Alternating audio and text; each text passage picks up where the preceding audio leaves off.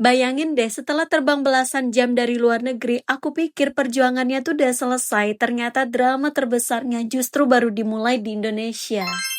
Lanjut part 2 perjalanan pulang aku dari Mauritius ke Indonesia. Kalau sebelumnya aku cerita perjalanan dari Mauritius ke Jeddah, kali ini lanjut dari Jeddah menuju Jakarta. Pagi ini aku berangkat dari Jeddah jam 8 pagi waktu setempat. Perjalanan menuju Jakarta memakan waktu sekitar 9 jam di pesawat. Jujur badan udah mulai capek, tapi karena tujuan akhir udah makin dekat, rasanya tetap semangat. Dan akhirnya sekitar jam 10 malam waktu Indonesia, aku mendarat di Jakarta dengan selamat. Aku istirahat dulu di Jakarta sebelum lanjut perjalanan ke kampung suami. Paginya aku berangkat ke stasiun Gambir untuk naik kereta yang seharusnya berangkat jam 9 pagi. Saat itu aku pikir, oke lah tinggal duduk manis aja di kereta, nanti sore juga udah sampai di Klaten. Ternyata rencana tidak selalu berjalan sesuai harapan. Saat tiba di stasiun, aku baru dapat kabar kalau perjalanan kereta mengalami keterlambatan karena kecelakaan kereta api yang terjadi di Bekasi waktu itu ya. Kecelakaan tersebut menyebabkan gangguan perjalanan dan saat itu menjadi perhatian banyak orang karena ada korban dalam insiden tersebut, yaitu penumpang di gerbong wanita. Jujur dengar kabar itu tuh bikin sedih. Di tengah rasa kesal karena perjalanan yang tertunda, aku sadar bahwa keselamatan itu jauh lebih penting daripada tiba tepat waktu. Kadang saat perjalanan tidak berjalan sesuai dengan rencana, kita memang harus belajar lebih sabar dan melihat situasi dari sudut pandang yang lebih besar. Awalnya jadwal keberangkatan kereta api jam 9 pagi dan tiba di Klaten sekitar jam 5 sore. Tapi karena keterlambatan, aku baru benar-benar berangkat dari Gambir sekitar jam 2 siang. Bahkan setelah itu kereta masih berhenti cukup lama di Bekasi sebelum akhirnya kembali berangkat sekitar jam 4 sore. Saat itu rasanya cuma bisa pasrah, capek, iya, ngantuk banget. Tapi mau bagaimana lagi, yang bisa dilakukan hanya bisa menunggu dan menikmati prosesnya. Dan ternyata kadang solusi terbaik saat keadaan di luar kendali kita adalah berhenti melawan keadaan dan menjalani semuanya dengan tenang. Iya nggak sih? Setelah perjalanan yang terasa sangat panjang, akhirnya sekitar jam 11 malam aku tiba di Klaten dan udah nggak kepikiran buat tag video lagi karena udah benar-benar capek banget.